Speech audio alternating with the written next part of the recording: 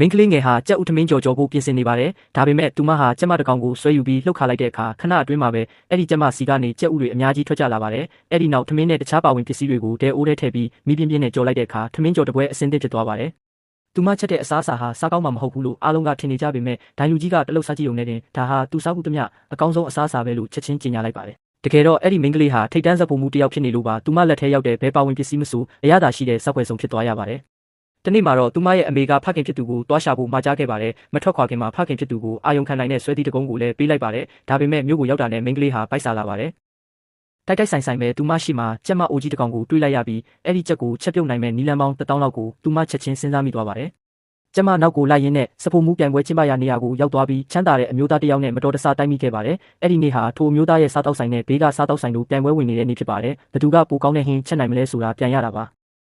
စဖိုမှုတွေဟာပြိုင်ပွဲမစခင်မှာပုံတူပကြီးကားတစ်ချက်ကိုဦးညွတ်ကရောဝပြူကြတာကိုမင်းကလေးကသတိထားမိပါတယ်။ပကြီးကားတဲ့ကလူဟာဟင်းချက်နဲ့ဖျားအဖြစ်အတိမတ်ပြုခံထားရသူပါ။စဖိုမှုနှစ်ယောက်စလုံးဟင်းစားချက်တဲ့အခါမင်းကလေးကကြည်ပြီးစိတ်ပြတ်သွားပါတယ်။အမျိုးသားကအကြောင်းရင်းကိုမေးတဲ့အခါနှစ်ယောက်စလုံးချက်တဲ့ဟင်းတွေကစားလို့မကောင်းဘူးလို့မင်းကလေးကပြောလိုက်ပါတယ်။မကြခင်မှာဟင်းတွေချက်ပြီးသွားကြပါတယ်။အဲ့ဒီအမျိုးသားကသူ့ဆိုင်ကစားဖို့မှုပဲနိုင်မယ်လို့ယုံကြည်နေပေမဲ့သူ့စဖိုမှုဟာတစ်ဖက်လူစီကနေလက်စားထားတာကိုသူမသိခဲ့ပါဘူး။ဟင်းချက်ပြီးတာနဲ့စဖိုမှုဟာပကံကိုမှောက်ချလိုက်ပြီးနေမကောင်းလို့ဆိုကပြိုင်ပွဲကနေနှုတ်ထွက်သွားပါတယ်။အဲ့ဒီအမျိုးသားဘာလို့ရမှန်းမသိဖြစ်နေချိန်မှာမင်းကလေးကကူညီဖို့ဆုံးဖြတ်လိုက်ပါတယ်။သူမဟာကြက်ဥထမင်းကြော်တပွဲကိုအမြန်ဆုံးကြော်လိုက်ပါတယ်။မြည်ဆန်းကြည့်လိုက်တဲ့အခါဒိုင်လူကြီးတွေဟာအံ့ဩမြင်သက်သွားကြပြီးဒီလောက်ကောင်းတဲ့အရာသာမျိုးတစ်ခါမှမစားဘူးကြောင်းပြောကမင်းကလေးကိုအနိုင်ပေးလိုက်ပါတယ်။တစ်ဖက်ကပြိုင်ဘက်စားဖို့မှုဟာလည်းထမင်းကြော်ကိုလာမြည်ကြည့်ပြီးနောက်မင်းကလေးရှိမှချက်ချင်းဒူးထောက်ရှုံးပေးလိုက်ပါတော့တယ်။ဒုတိယအဆင့်ကတော့ဓာတ်သုံးချမှုစွမ်းရည်ပြိုင်ပွဲပါ။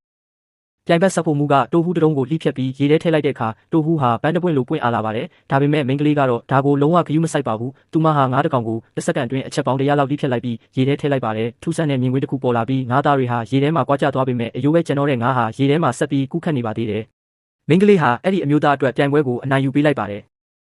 ရှုံးနေသွားတဲ့စဖိုမှုကလက်မခံပဲဓာတ်နဲ့မင်းကလေးကိုပြေးထိုးပါတယ်ကံကောင်းစွာနဲ့အမျိုးသားကရှေ့ကနေကာကွယ်ပေးလိုက်ပါတယ်ထွက်လာတဲ့သွေးဆက်တွေဟာမင်းကလေးရဲ့ဆွဲသီးပေါ်ကိုကျသွားတဲ့အခါမှာအဲ့ဒီအမျိုးသားဟာသူမရဲ့ဖခင်ဖြစ်ကြောင်းဆွဲသီးကအတီးပြုတ်ပေးလိုက်ပါတယ်မင်းကလေးကသူမရဲ့ဟင်းချက်ထားကိုထုတ်လိုက်တဲ့အချိန်ကျမှပဲသူမဟာအကုန်လုံးဥညွတ်နေကြတဲ့ပကြီးကားတွေကဒဏ္ဍာရီလာဟင်းချက်နဲ့ဖျားမဆိုတာအားလုံးသိရှိသွားကြပါတော့တယ်